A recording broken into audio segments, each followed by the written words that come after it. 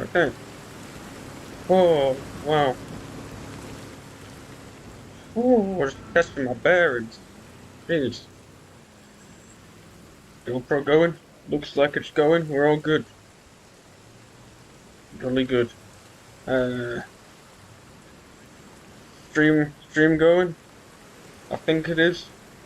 Excellent. Well, hello. Hello, ladies and gentlemen. I guess I'm still saying that. I thought I stopped saying that. Let me just check this stream. For a special stream going. I think it is. Yes, excellent. Well, here we are. We've just gotten here in our time-traveling helicopter. If you're wondering about the state of the as you can tell, we're still very off the cuff. You know, you're the first people to get this experience. You know, we can only let a certain individuals here in the past, and you get to experience it through my eyes. So if I look a bit tall, it's because you're a GoPro. And the GoPro's in front of my face, and hence why you can't see me. That's how that works. So, welcome to Hell Creek. 66, well, the southern extent of Hell Creek, in what is now New Mexico. 66 million years ago. We've got a little base operation here, as you can see. And we've got our vehicles. We've got our, as I say, the way we get here, and that which we can look at in a second. But for now, here we are. We're in the Hell Creek Formation, 66 million years ago, right at the end of the Maastrichtian Age, but not too far at the end, because as you can see, there's no giant mountain-sized rocks plummeting towards us. So that's good. Thankfully. But without further ado, I say we get into this and go on a little journey and walk with dinosaurs. Woo! Hope you enjoyed that reference, everyone. Oh. Oh, well, it's a good thing our drones. Ignore this magical viewer. Well, don't ignore it. It's just. There's a logical explanation for that. It was the view from the drone, and now we're in a camera behind the drone, which makes complete sense. This is totally not risky flying, but we seek to give you the best experience here. Now, oh, we have our first dinosaur already, right next to us. Makes sense. These are intelligent predators, so it makes sense that they'd be curious of the new arrivals. It is, by the looks of it, a Pectinodon. A species of Troodontid, common at this time and place. Let's find out. Oh, there it is. Oh, it's running towards our thing. As I said, very curious animals, of course. I was hoping it doesn't attack our vehicle. Now, if you're wondering about, as I was saying, the effect on the space-time continuum, don't worry. This will start a whole new timeline, which we can avoid going back to, so we don't have to worry about that. You're welcome. So as we can see, there's a fair few of them running about. It's a good thing we're in the drone right now, and well, I'm in that building over there, and we're looking through the drone because I likely wouldn't want to be out agitating these animals, especially considering these are rather large Troodontid, and they, as you can see, these are also stexidomorphic. The brighter one is assumedly the male. Anyway, so as we can see, I forgot what I was saying. As I say, this is all very unprofessional. It's the first time we've done anything like this, and it's been quite a struggle to invent time travel and stuff. So so bear with us if there's any difficulties or technical difficulties. But it seems these Troodontids are opportunistic little predators and seem to be patrolling the beach for any small prey they could gather. So maybe feast on fish in the shallows or crabs and crustaceans. Very interesting. Unlike the related dromaeosaurids, these Troodontids were adapted for hunting smaller prey, where dromaeosaurids were hunting animals usually of only slightly smaller than themselves, or of similar size, or even larger than themselves. So, the clearest indication of this is in the toe claws, where, as you can see, the Troodontids have much smaller toe claws, smaller raptorial toe claws than dromaeosaurids. This is likely because these claws were more used for either climbing as well as gripping onto small prey, animals that you could eat in a few bites, or your small mammals, your small reptiles, etc. Whereas, of course, dromaeosaurs were often hunting other dinosaurs and animals of similar size, and so had the much larger, more famous large raptorial claw on the second toe. As we can see with these, and like most dinosaurs, the first toe had become entirely vestigial. Only a few dinosaurs walk on their first toe, or use their first toe in any other regard. Namely, perching birds, or have re-evolved, almost, the first toe as a long digit, which is used for perching, as well as to aid them in dexterity, and allow them to grab things, and it's one of the things that helps crows be such dexterous tool users. It's not impossible that Troodontids were able to use tools, but as of yet we haven't seen such a behaviour in these Pectinodon. What we can tell, though, is that they are very active at night, as we can see here.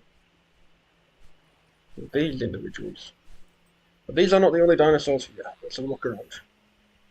Later on we'll go out in the jeep and even on foot a bit. Oh, and right here another dinosaur, the Ankylosaurus, which was both one of the latest of ankylosaurs and, well, one of the last, as well as the largest.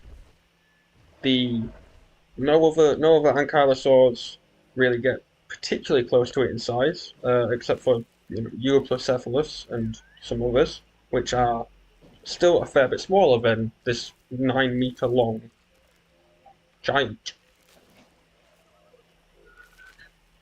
As you can see, it's covered in rows of osteoderms, which would help it in defense, and judging by Euoplocephalus at least, even the animal's eyelids had bony plates embedded in them. And of course, it is equipped with its recognizable club that of course it could swing to break the ankles of any overly zealous tyrannosaur.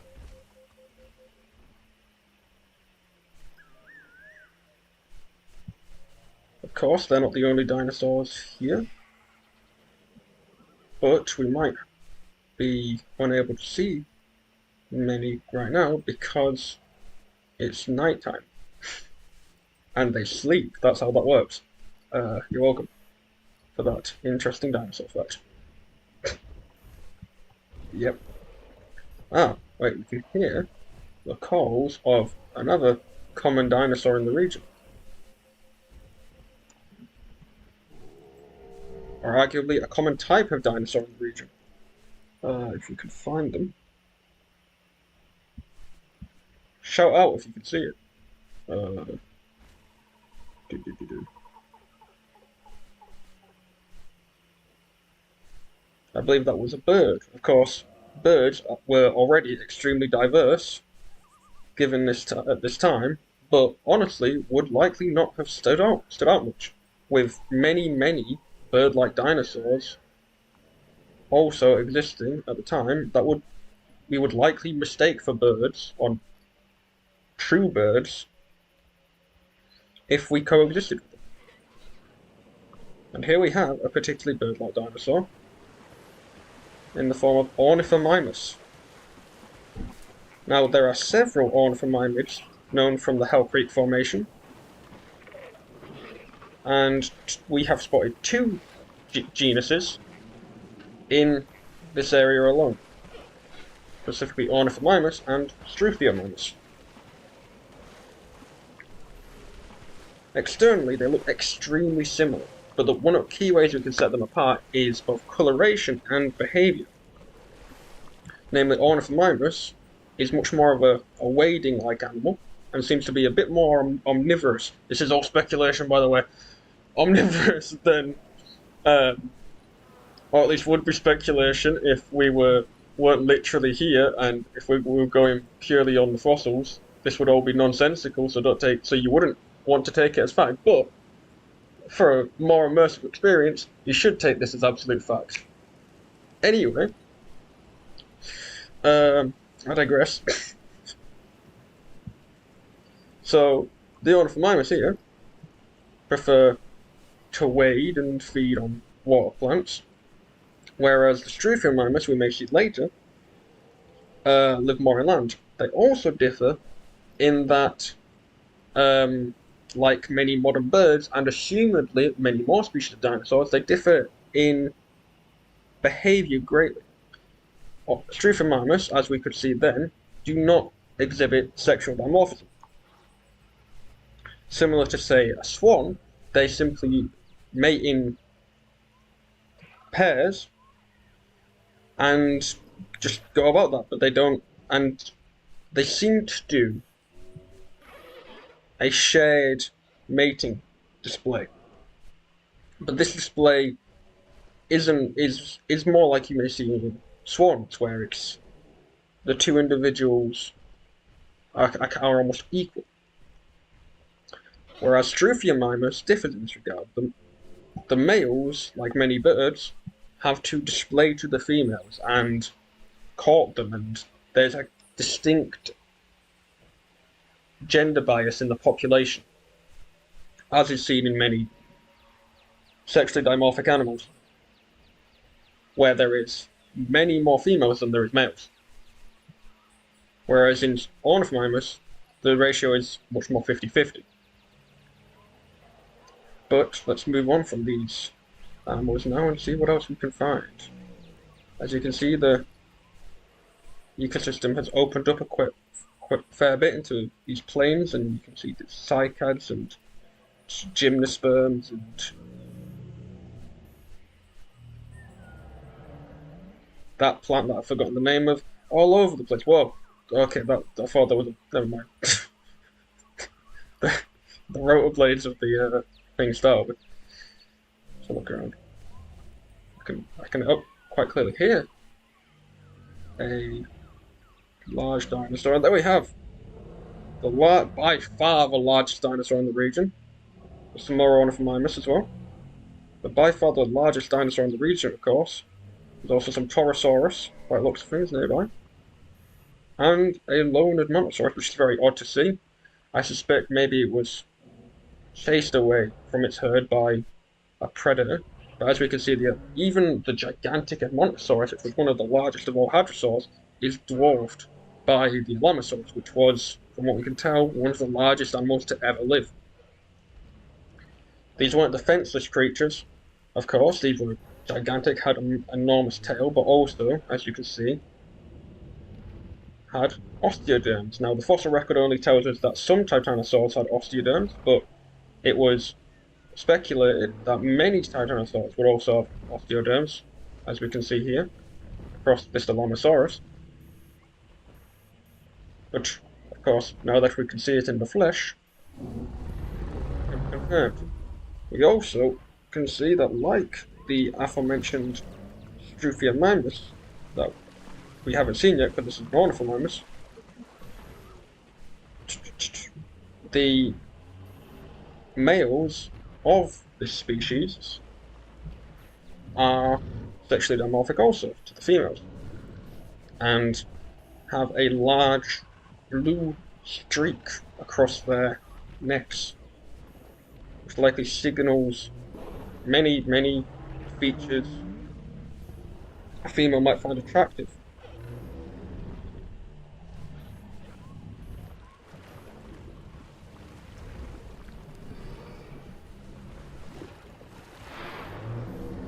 What is really weird about these specific Titanosaurs, which we suspect may be the result of other time shenanigans and us being in a different timeline, because you shouldn't look like that, is their feet are boring and not weird enough, and I don't like it. Anyway, I digress. It shouldn't have toes. Anyway. Now to an animal that does look pretty much identical to what we think it looked like given the fossil record. Maybe a little bit more shrink wrapped, but maybe this is a starving population, who knows. It's Torosaurus. Now there was some debate whether Torosaurus was simply a very mature Triceratops, but this, generally speaking, seems to have been not accepted.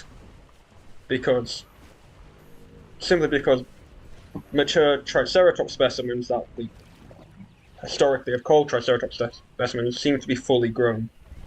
Unlike, say, the bones of what was previously Eutyrannus, which of course was found out to be a juvenile Tyrannosaurus. And of course, it appears that Torosaurus is its own genus, and it's not simply an old senior citizen version of a Triceratops.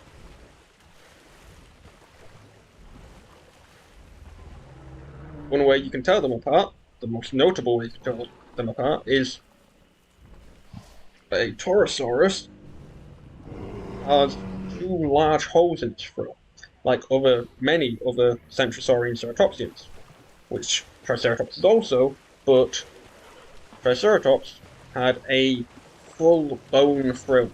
It didn't have the large holes in it unless it was bitten by something. Nevertheless. Edmontosaurus.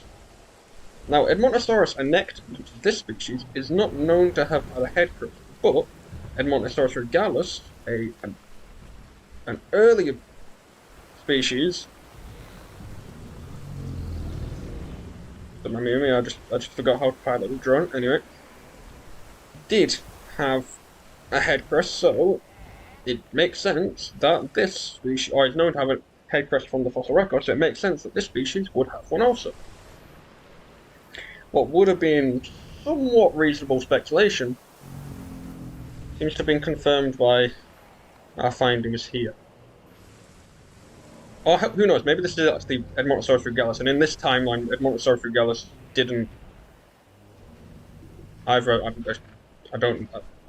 evolve into or be outcompeted by Edmontosaurus annectum. I'm not sure. And so, but nevertheless, these were one of the largest hadrosaurs to ever live, and would have been able to give any Tyrannosaur a run for its money if they were so inclined.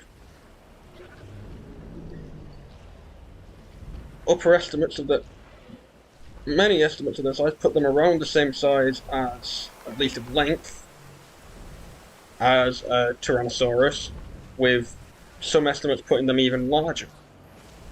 More similar in size to the largest hadrosaur to ever live, that was from Asia, Shantungosaurus, which could have grown to 15 meters long, whereas the upper size of a Tyrannosaurus seems to have been around 13 meters long. So that's a good 2 meters long, which given the sheer bulk of these hadrosaurs, really surprisingly adds a fair bit of just size. But anyway. Now let's see if we can find some other dinosaurs. Are you a Tropheomimus or an Ornithomimus? You're an Ornithomimus, okay. See, they're difficult to tell apart. Also, for some reason, they all have mange. I'm not sure why that's a thing, but I digress. What are you? Ah! The other, more famous Hell Creek ceratopsian that we previously mentioned, Triceratops. The fabled nemesis of Tyrannosaurus. But in reality, Triceratops would likely win most confrontations, and T-Rex would likely only very rarely target full-grown adults. This is specifically an old female, and those old females assumedly are fighting over a bit of vegetation.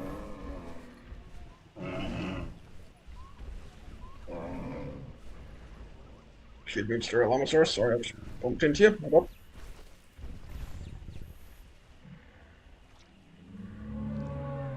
Triceratops are not very friendly to one another.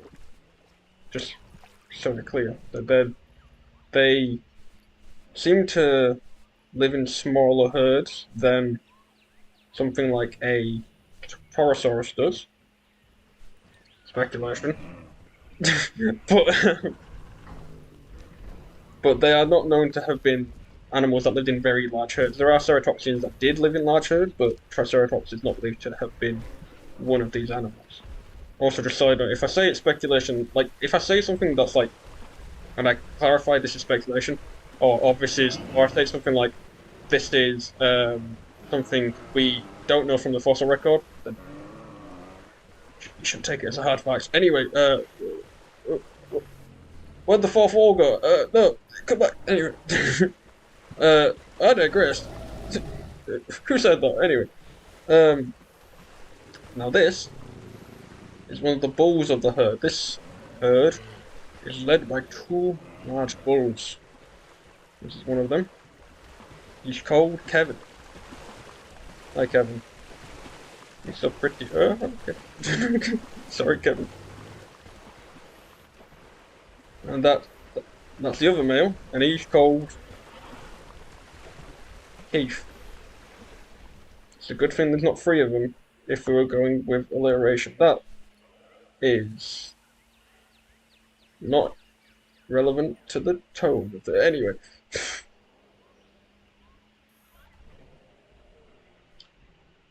A beautiful animal that for some reason has a really droopy tail. I don't know why that's a thing. Anyway.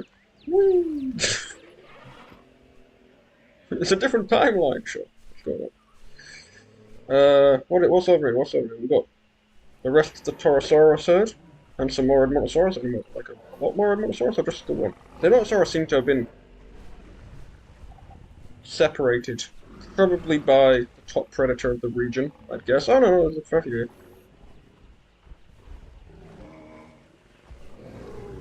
That's one of the much darker bulls.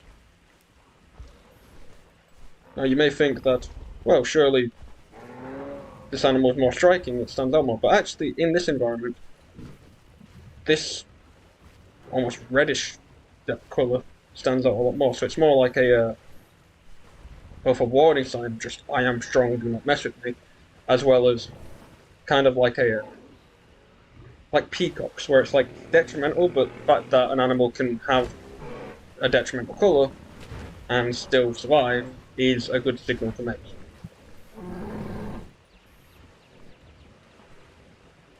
And the Torosaurus again, with that one's having a hit, and that one's an Edmontosaurus on the move. Cool. Right. Now let's see, since we're in the sky, there's really no better time to see if we can find the one of the dominant predators of this time and place, in the form of a gigantic pterosaur, which is in fact one of the largest things to ever fly. And there it is. There's 4 of them for some reason. There's actually found it seems there's a mating colony nearby, and they've come into the forest to hunt. I'm guessing. Let's go with that.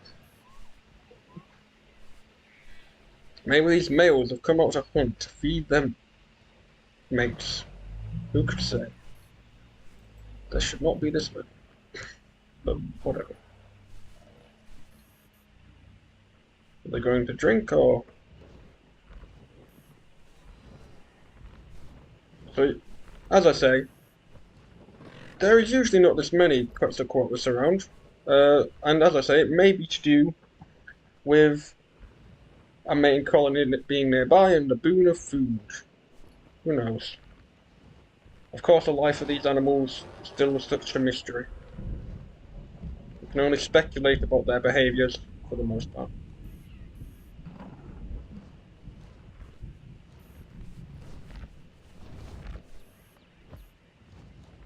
It's bleeding down there. But anyway.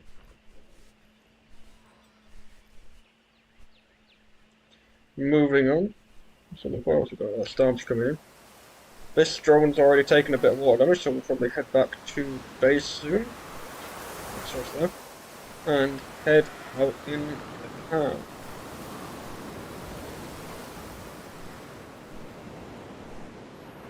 Oh, here we are. Big crash. Oh, there we are.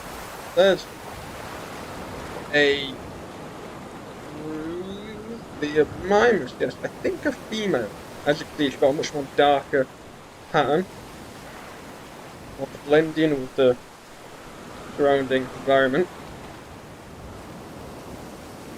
Whereas, of course, the Ornithomimus had a lighter pattern, which is more adapted to blending into a much more open environment. So, of course, a very common animal in this region is the Pachycephalosaurus, and this is one of their key nursery sites. As you can see, there's Pachycephalosaurus of many ages. There's young juvenile. This is the previous breeding season's batch. They grow very quickly. And those guys are you guys okay? This is an odd disease that some of the dinosaurs seem to have. I digress. As you can see, if it was daytime, you could tell that the colours of them change as they grow. These young ones have a colour more suitable for camouflage, and doing whatever that is, as you can see by the green striping on its flanks. And then they reach adolescence, and for some reason have really big spikes in adolescence. I don't get it either, but it's what the paleontologists say, so whatever. They start to show both their adult male or female colours, because the females and males are sexually dimorphic. I believe that one over there is a male. Probably. I think this is a female stigma. I mean, baby Juvenile Pachycephalosaurus. You didn't hear what I just said. I don't know if that's still up for debate or not. Anyway, I digress. So, as you can see here, there's juveniles and the babies. That's the baby. Where's the baby? There's the baby. Moving weird. There's the baby moving weird for some reason. As I say, they seem to have some weird disease that makes them move like that. I think it's us messing with the time-space continuum. Let's go with that. And then, of course, we have Pachycephalosaurus with its big, thick domed skull, which they do indeed use for headbutting one another. Very good. What is that? What's that? It's another Pachycephalosaurus. Are you a male or a female? I think, yes, I think you're a... Are you a different colour? I honestly can't tell. They are sexually dimorphic and then have different colours, but... Oh, wait, yes, I think some different... Yeah, this one is a female. As you can see, it's got much darker colours, much more adapted for purely just camouflage rather than display and showing off. And that Quetzalcoatlus is maybe hunting?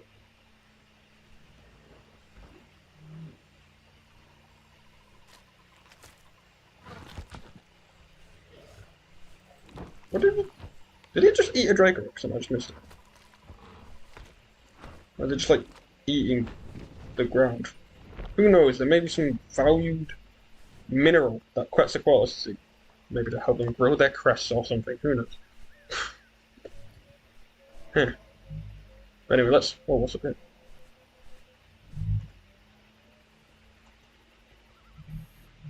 Whoa, what's that? We'll see it later.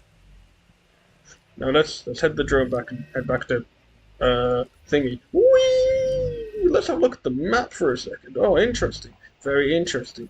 Very interesting. Ooh, what's all this happening? Who knows? That was interesting. Oh, we have a satellite in space that shows us the map as you saw there. Ignore all of the things that don't make sense. Let's head in the car. Excuse me. Alright. So, can I? Yeah, I can. So, thank you, driver. So, I guess I'm standing on you. Alright, cool. So, as you can see, we're in. Can you turn the radio for me? Okay. It's gonna. Turn the radio. How do you turn the radio? What? Anyway, don't matter. So, we head out, and there's our little pectina done. Let's head out on ground level. If I do that, do I get oh, okay. So, alright, going back in. Going back and back. Alright, sweet. Cool. I'll drive. Oh, shit. Sorry, buddy. That's not ideal. Check the stream again. So let's journey in to the wilderness on dinosaur ground level now. Hopefully we won't get eaten by a what do you call it? Quetzalcoatlus. We may try and fly alongside those later and see what happens.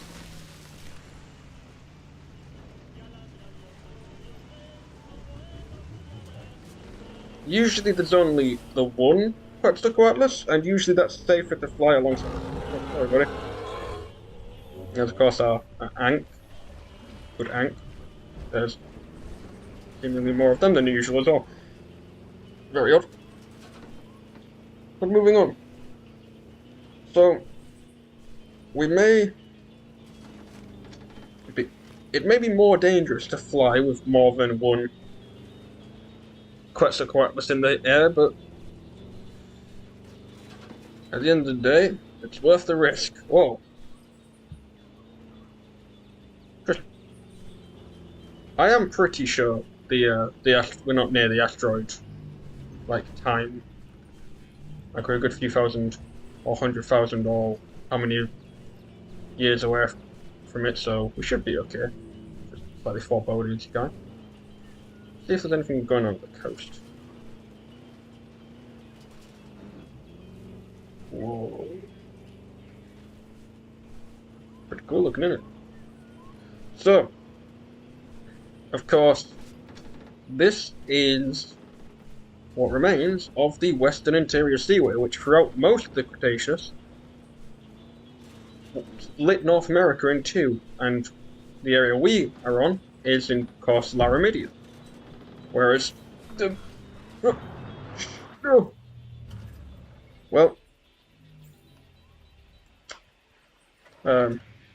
Anyway, I guess we're on foot. Whoa, gee, that's a bad time to go on foot. So, as you can see, one population of Quetzalcoatlus that can be seen here appears to wade into the water, or land in it, just like this one did, and feed on fish that unfortunately comes across. It also does that. I don't know why. It's a time continuous space. Continue! Run away! Run away! Okay, yes, we don't want to get eaten by a giant starkid. They are terrifying monsters of destruction. There's another one. It doesn't seem to be going for us, though. We're completely in its ballpark for eating, but, like, these ones seem to be more interested in in seafood than me food. I'm here always, thank you. So anyway, maybe.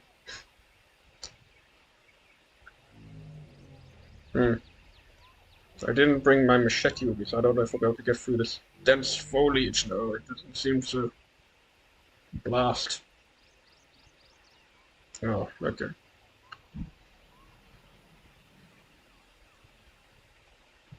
I have to find another inlet, I think. Or inlet? Gap in the foliage to get back into the things, because I lost my... I think maybe through there. There is a lot of noises. Anyway. What was I talking about? Oh, Jesus. Oh my god. It seems in the previous storm, some of the Quetzalcoatluses didn't make it. These are all females, I believe. Yes, it is, my lord. Of course, these females seem to have gone out further to look for food. And that has cost them their lives. Who can say how that might affect the coming breeding season? I mean, it doesn't matter anyway, because it's gonna, they're all gonna go extinct relatively soon, but that's beside the point. No, I mean, it matters to them, I suppose. It matters to them. Well, I guess it don't matter to them now, but I guess it matters to the general population that exists at this time. Anyway. Looks like we're back in the open fields of Hell Creek, full of really big cycads. Like, I did not think these were that big. And lepidodendrons, that's what they're called, I think. I can hear things. Oh, Torosaurus, hello. So as we can see here, Pterosaurs are pretty chill. They really don't care, like, if you just walk up to them. I mean, like, it stopped and it gave us a sniff, but, like, yeah, see, it'll even lay down next to you. Because, of course, to them, we just smell like an average, like, your average Didelphodon.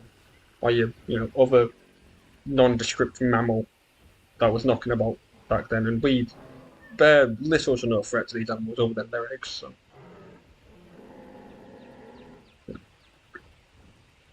And on top of that, we likely don't smell very carnivorous because I'm a vegetarian, so I don't know if that affects how I smell, but it might do. So even if they did have juveniles around, probably wouldn't consider me much of a threat to them. So should be right. Are you males? You're males, yes. These are the male Torosauruses, as you can see, also sexually dimorphic. But there's much less of a gender disparity between the Torosaurus, male and female, as compared to that seen in Triceratops. It's still there, but not. In the Triceratops crash we saw earlier, we've counted 10 individuals, 10 adult individuals. 2 large males, as we saw, Kevin and Keith, and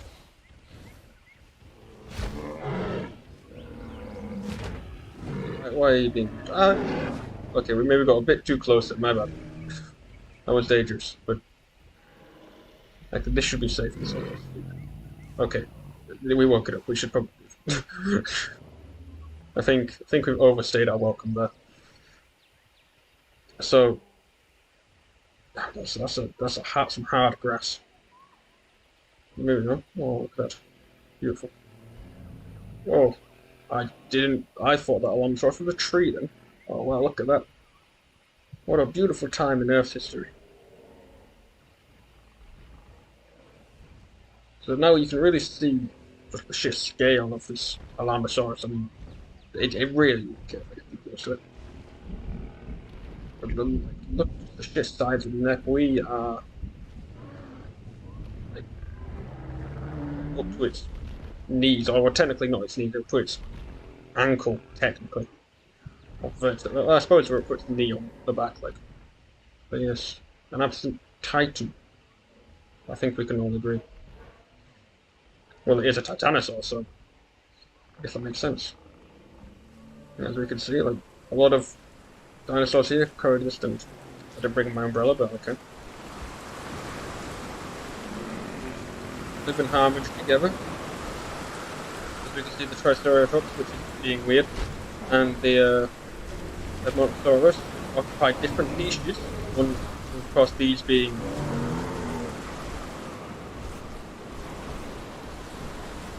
low browsers, I want to say. You know, using their beak to snip away at the hardest of vegetation, whereas the Edmontosaurus is somewhat more of a hybrid, using its beak to rake away vegetation and then grind it up with batteries of teeth in its chewing mechanism. Not much like mammalian chewing, but a type of chewing nonetheless. They can't move their jaws side to side like mammals can. More so simply grinding their teeth together to create a type of chewing where you do still get the kind of paste rather than just hard plants, unlike a Lamasaurus over here, which is the highest of browsers, but specifically eats softer plants that it doesn't have to, what do you call it? It doesn't have to chew, it can just pull off of its very needle-like, peg-like teeth in its small jaws at the top of its gigantic neck.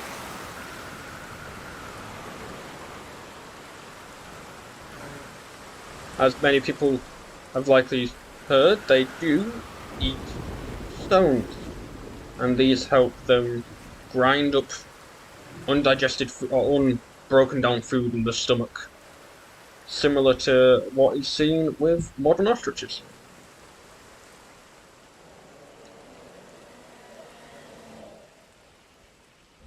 Oh, it seems we have discovered the sound of the top predator of the region, so we must be cautious. Is that it over there? It is it over there. Okay. It is. Of course, this is in terms of sheer mass and scale, the largest predator to ever walk the earth. A few giant theropods surpassed it in length, but in terms of sheer mass and scale, bulk, Tyrannosaurus rex still remains king. And I believe this one is a male.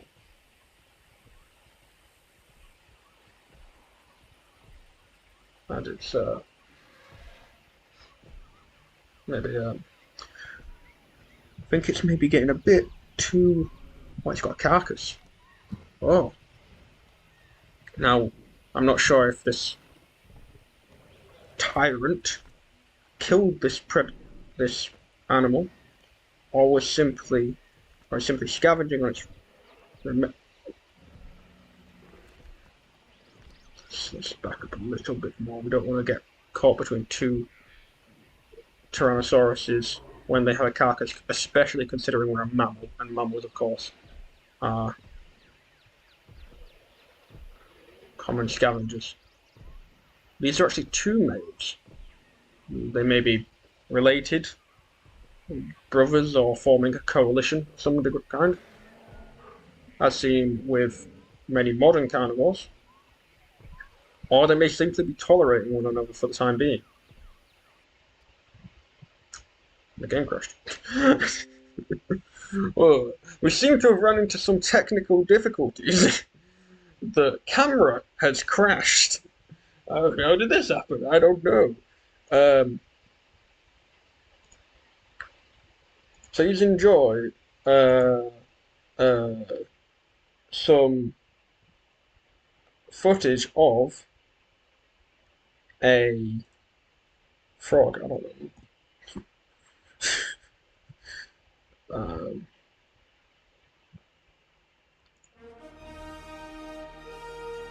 Because now you're just. Whoa.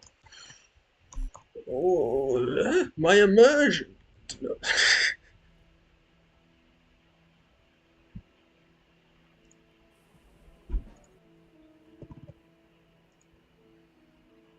Wait. Imagine this isn't happening, right? This isn't happening. Just ignore it. I didn't really do that.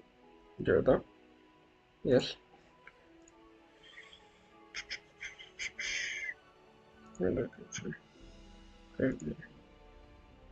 Okay.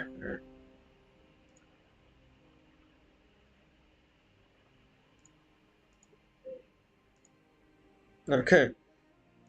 Now,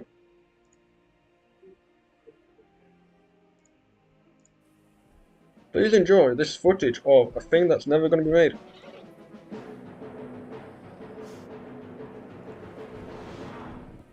As we deal with these technical difficulties. Thank you for your patience.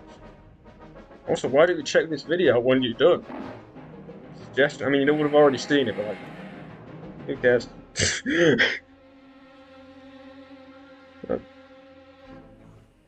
Did I load into the right time? I hope so.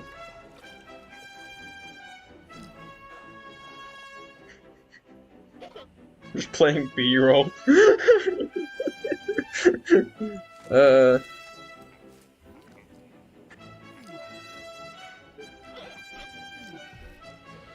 This is good though, because it means there hasn't all of a sudden been a weird influx in the pterosaur population.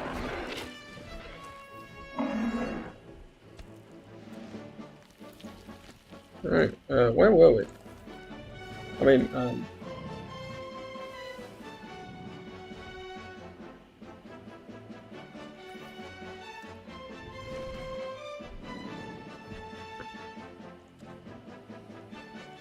okay. Right, I think I've got it working again. Though I'm half tempted to let this finish.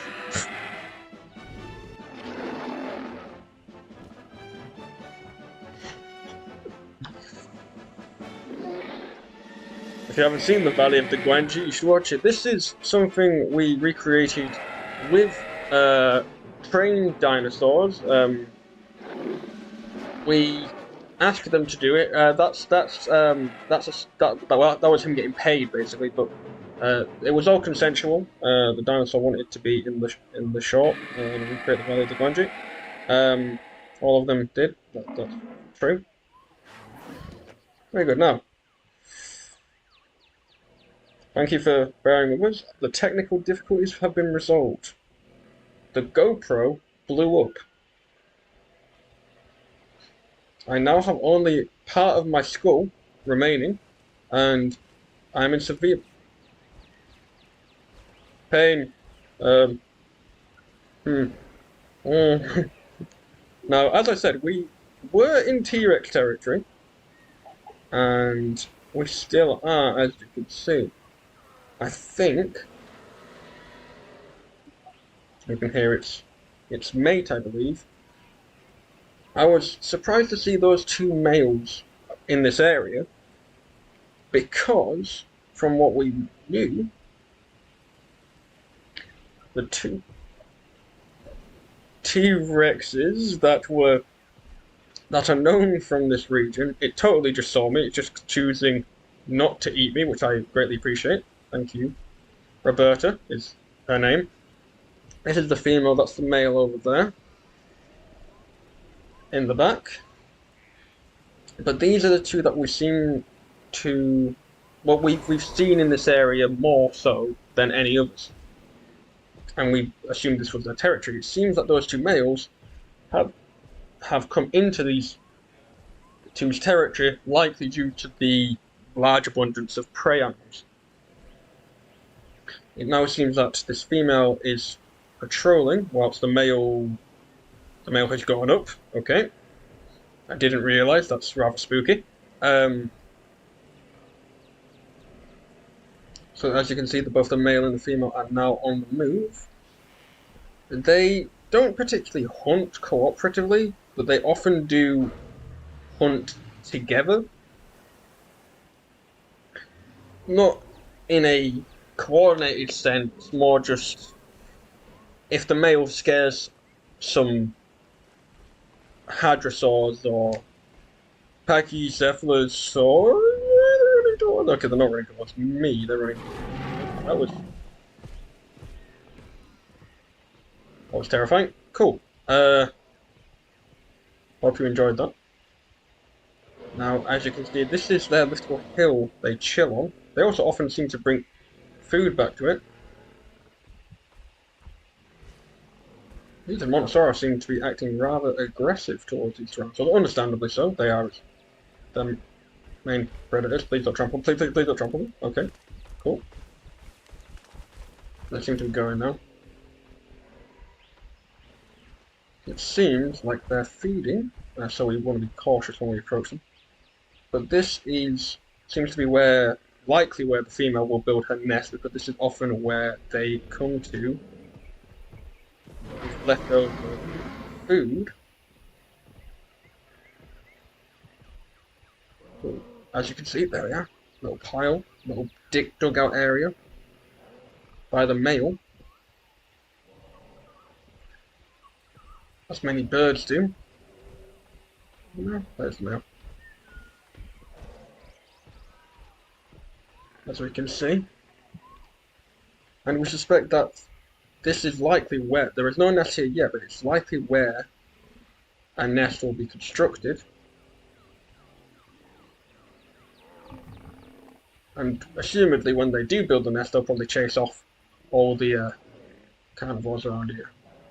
It seems though, we're not sure if they've mated yet, we haven't seen them do so, but it is likely that they will either do soon or already have. And of course, as this is the first mated pair of Tyrannosauruses we've encountered, we don't know how long the male will stick around for. That's only speculation at this time. If he acts more like crocodiles, he might just stick around for the food and defending his mate. But if he acts more like bird, may help brood and care for the young, even once they've hatched.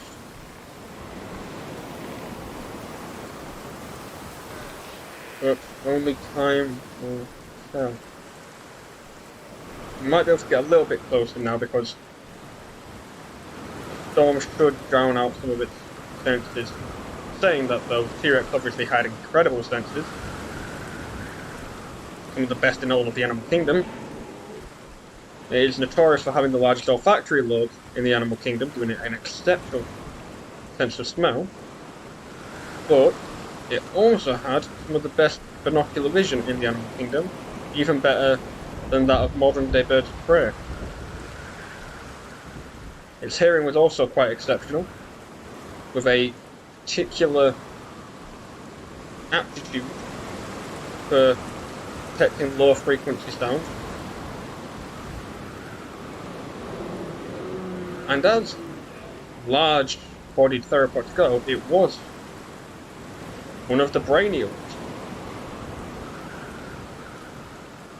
Not much in terms compared to modern birds, cetaceans or primates, or even the troodontids like we saw earlier. But still, likely the smartest of all the megatheropods.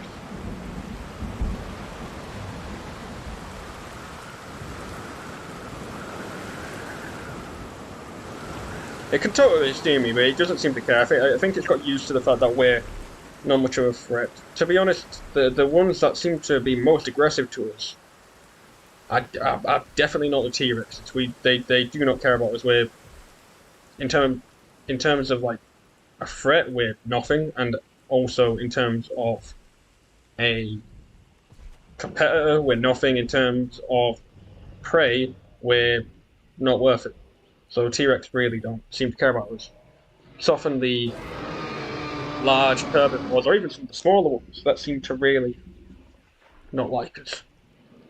Especially the Pachycephalosaurus, given they have a lot of young right now. So yeah, as you can see, it clearly knows I'm right here. It is likely like a shark, being somewhat curious of me, but as you can see, it just passes me by. That doesn't mean you should approach large predators, but of course, such seems rather unexpected for such a ferocious animal. Now, I'm not going to get too close to it while it's feeding, but I do want to see what it's eating. Judging by the animals around it, yes, it's a Torosaurus.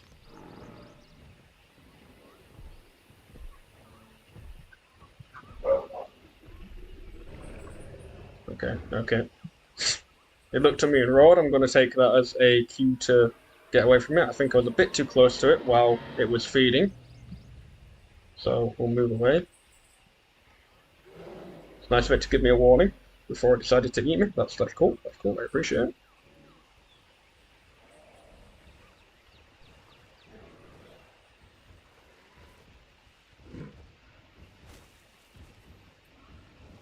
The Torosaurus may have been taken out due to their seemingly pretty chill demeanor also. There's a Maastrichtian mammoth or one of those. Now, I'm not going to get any much closer to these guys because, yeah, they have a temperament somewhat similar to a cassowary, so if you get too close, especially considering this one's by itself, it might disembowel you. It's also following me, seemingly wants to keep an eye on me, so I'm just going to move away from that guy. Again, Edmontosaurus can be pretty angsty. I think we were able to get so close to him before because there were so many other animals in the area that I didn't feel very much in danger. And was, very clear of my presence, aware of my presence. They're also gone pretty used to us, given how long we've been here, and don't seem to recognize us as much of a threat. But moving on, we're into a more wooded area now, by the looks of things. And we should be probably a bit more careful because night is when you often find the small predators out hunting. Now, these are predators that will more likely see us as a pretty easy morsel. Notably, the second largest predator I suppose the third largest predator in the region after Tyrannosaurus, that's a Juvenile Pachycephalosaurus. We should move away from it. Spooked it. It should be okay. So the Edmontosaurus herd over here. As I said, because it's night, we probably don't want to get too close to a lot of these animals because they're probably much more on edge. And speaking of which, I'm going to move away from the Pachycephalosaurus because they have juveniles and will likely be even more aggressive than they already are. They already have the temperament of, a honey badger or porcupine. But, they can run as fast as I can and break my bones, so I'd rather not get too close to them.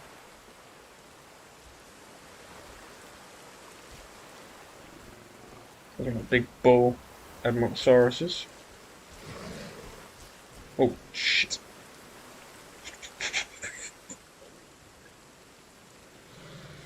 I think we're still too close. We got a bit too close to one of the juveniles there, and it seemed like an adult Pachycephalosaurus gave it a growl, and by the sound of it, started to charge. So, yeah, as I say,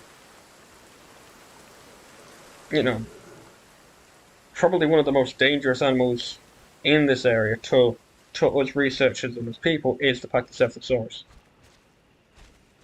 And they're a small animal that's pretty much a perfect size to just ruin a person's rib cage and bones, etc. Whereas a T-Rex won't seem to want to mess with us. So it should be pretty good then. And this does suit what we know about Pachycephalosaurus in the fossil record. It was likely somewhat aggressive because we know they headbutted each other. So, reasons suggest that they could have been similar in temperament to other headbutting animals. Your muskox or your bighorn sheep. These are all animals that are generally considered as that can be rather aggressive and unpredictable, especially when there's juveniles or during the mating season. Whereas something like Tyrannosaurus can be surprisingly docile, similar to many large predators.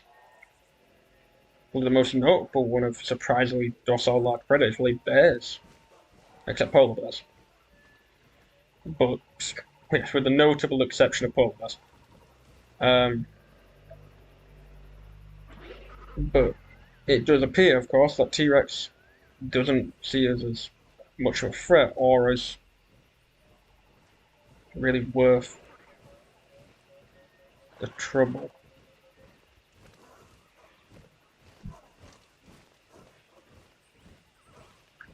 Thankfully, these Struthiomimus don't seem to mind us. As you can see, these, I believe, are male Struthiomimus with the brighter head, as you can see. Yeah, this guy doesn't care. We good? We good? Yeah, we good. Okay. And sort of movements, like get used to it. Okay, okay. Yeah, we're good. Okay, we're good. Seems it's becoming morning, which is good because, if I'm not mistaken, well, we're pretty deep into the thick of it now, as you can see. Hell Creek was a mixture of very open areas, very forested areas, but all very wet. That's one of the key aspects of it. It ranged from tropical to subtropical areas, but it was, as I say, extremely wet, very damp environment.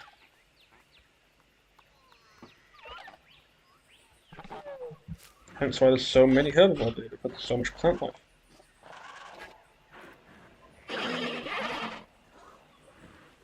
Okay.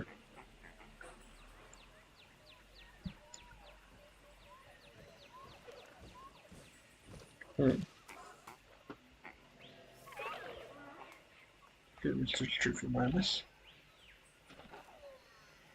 If you remember, of course, that was a female Struthiomimus we saw earlier, and it can be assumed that many dinosaurs, like many birds and even many reptiles,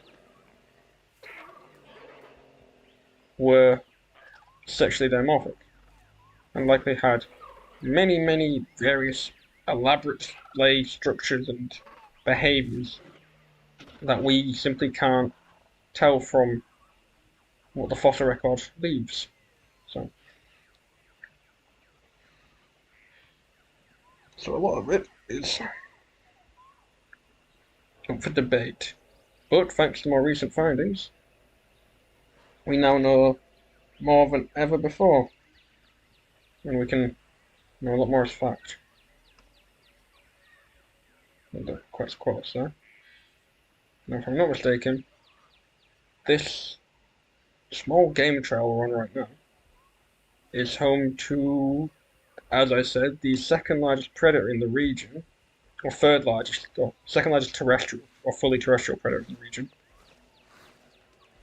And, yeah, okay, it's not hunting us, but it's moving towards us in a relatively aggressive stance. Let's have a drink. Okay. As I say, they've gotten pretty used to us, and I'm assuming this one has a full stomach, I'd hope. Is that quite so close, dude? Anyway. But this is the Cotoraptor. Yep. Nope. Okay. Move away, move away, move away. So as we see, Dakotaraptor is one of the largest dromaeosaurs, up there with a Kilobeta and a bit smaller than Utahraptor and a bit smaller in length than Austroraptor, the giant South American ununlegian. But something quite notable about Pyroraptor, this isn't Pyroraptor, this is Dakotaraptor. Anyway, notable about Dakotaraptor is, as you can see, we can get closer to it, and this Edmontosaurus is seemingly brought down. We'll push that kill.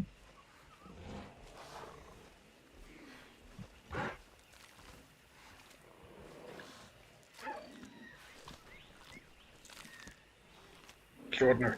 Anyway, so let's go this head a little bit. Yeah. They can totally see me, but they seem to not be too bothered about me, which is quite surprising to be honest.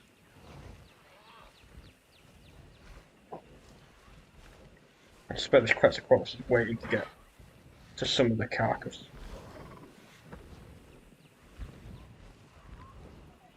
Okay, they're surrounding me. This group of Dakotaraptors seems to be, there's around 4 or 6 of them from what we can tell, and they seem to be not just a mating pair, but a mating or a nesting colony. We haven't found a nest yet, but we think they do have nests, given their behaviour and that they disappear and seem to assumedly be brooding for a long time. And we often only see one individual from a certain pair at a time, which implies that the other is sitting on the nest. They likely are nesting deeper into the forest, which yet we haven't been able to get to yet.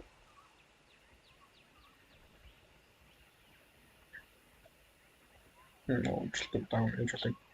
But of course, as you can see, as we saw, these are extremely feathered animals, extremely fluffy, and one of the interesting aspects of their anatomy is something that we could even tell in the fossil record, is the quill knobs on their arms indicate that they have surprisingly long, well, not used for flight, but flight feathers, what we would call flight feathers in a bird, despite their flightless nature. Now, it's not known why this was the case. As I said, the quill knobs on their arms seem to indicate quite large feathers, and larger than we would expect on this animal. And that is currently, it's currently quite a mystery as to why they would have such large animals. I mean, large feathers. Get a good look at it. There we are. As you can see, very, very large wing feathers. It may be that they were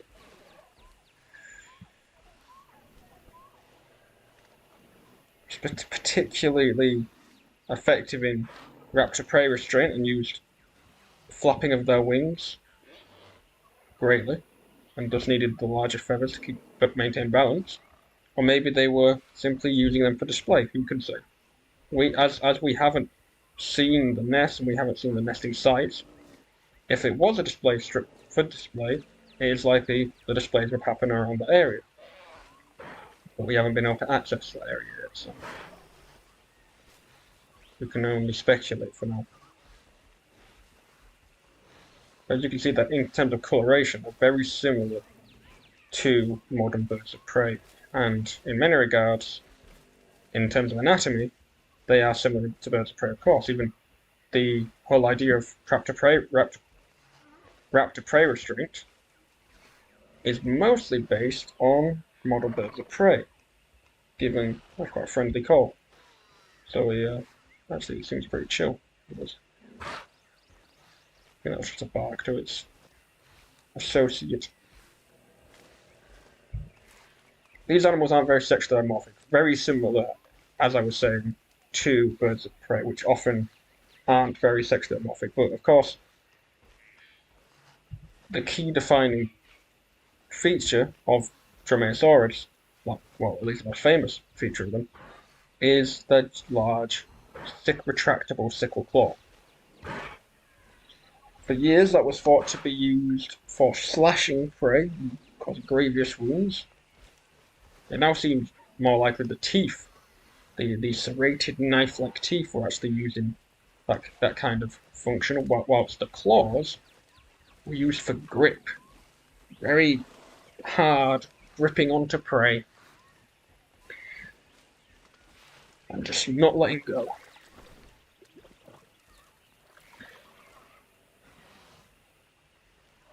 Whether the prey was, and specifically for prey of the same size of it, and of equal size or smaller size to it, that's just dangerous, but as you can see, the gorgeous, very, very, very bird-like feathers on it. I mean, I'm honestly very surprised we can get this close to it, but okay, I think it should move away though.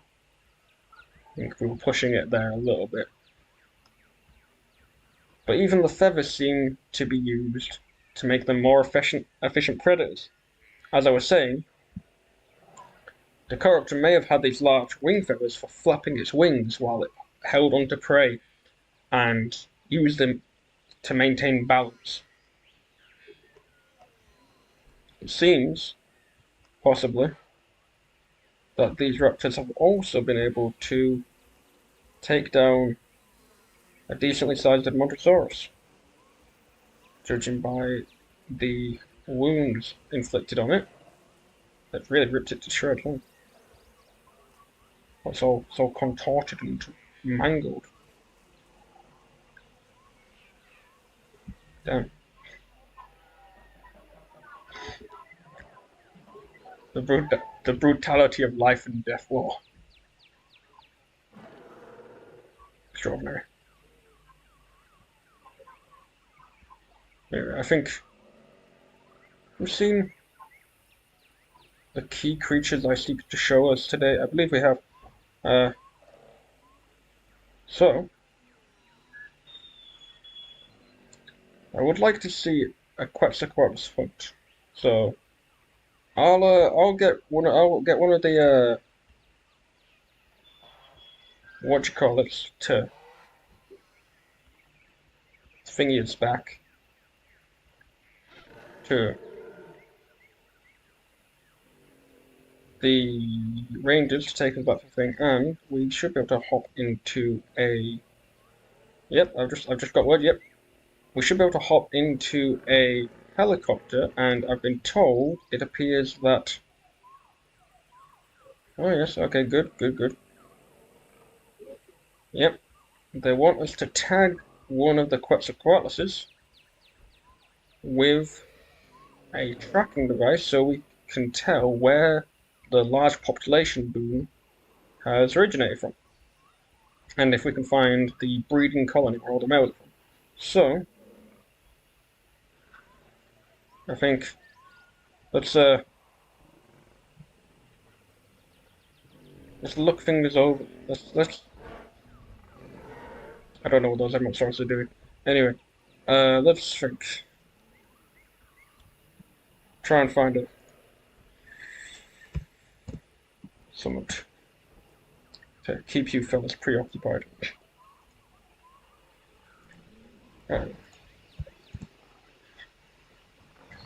Whilst I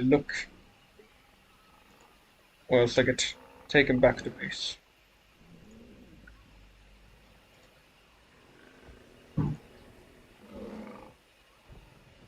We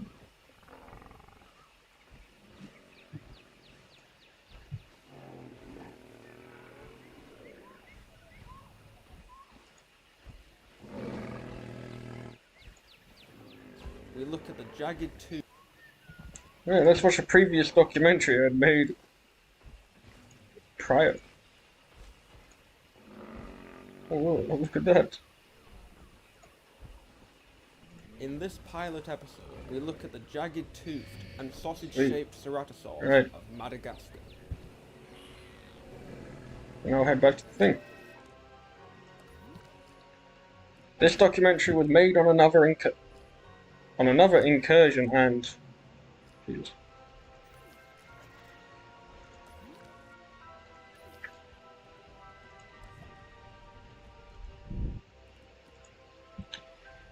And we were able to get to Madagascar and film many species. Dominated Madagascar 70 million years ago. Only 18 million years earlier, Madagascar separated from India after the two of them had already separated from Africa 100 million years ago. At this time, as in the present, Madagascar Hey man, is home to yeah, I'm ready to head back. We've got to head into the helicopter, am I right? Whilst Pterosaurus is Alright, sure thing, buddy. The sausage of the Cretaceous Majungasaurus is even bizarre compared to other stubby-armed abelisaurids. But it is not the only ceratosaur that calls this place home. The next day sees the arrival of an equally unique variety of ceratosaur. It is a noasaurid rather than an abelisaurid. Masiakasaurus is a small predator, the outlandish forward-projecting and dimorphic teeth of which are adaptations for hunting small prey, both aquatic and terrestrial. This flock, like the other dinosaurs, has come here in preparation for the dry season.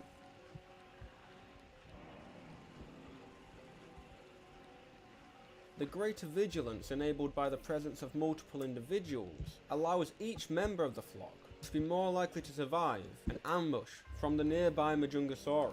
However, a greater threat comes from the upcoming dry season, which is set out to be particularly harsh this year.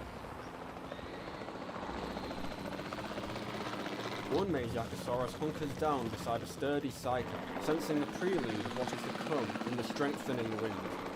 The 20-foot long and stockily built male Majungasaurus lies down in the open despite the forthcoming storm. His stout, sausage-shaped body, coupled with thick... Alright. I hope you enjoyed that. Now, taken to the air once more. Yeah, you can see it. That's us. We're in the chopper. I'm operating this camera to give you an excellent view of the animals of this ancient realm. Yeah, let's go with that.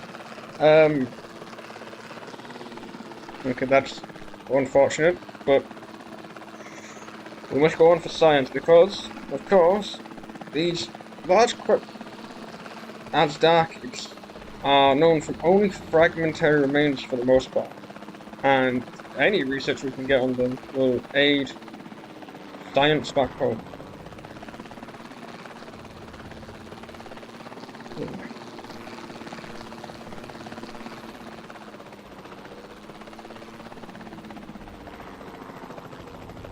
It's amazing that we once used to think sauropods were declining by the end of the Cretaceous, when in fact, actually, and at a time it was even believed that sauropods went extinct during the Jurassic. But of course that isn't true, and titanosaurs at least were still relatively common, even at the very end of the Cretaceous. At the end, and of course with some of the last dinosaurs to exist. Non-avian dinosaurs, I should say. Now let's find some Quetzalcoatlus so we can tag them and find how these animals breed. That's one. And there's a fair few around, as I said. It's odd considering males usually. And this is me.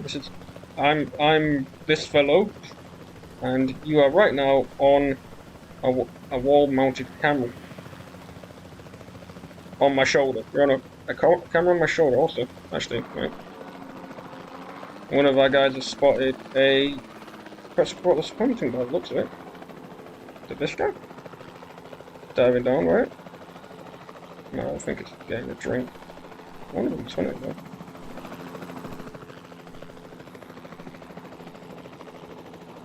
Is that one coming towards us? That was a tranquilizer, my bad, buddy. Whoa. Okay, see, that's the danger of doing this. Sorry, buddy, I hit you with the wrong thing. After the stimulants we have, actually, it also works well as a... Oh, God, okay, it's not good. As a, thing. That's the drone camera if you want those. Uh-oh. Oh no! Oh no! Oh no!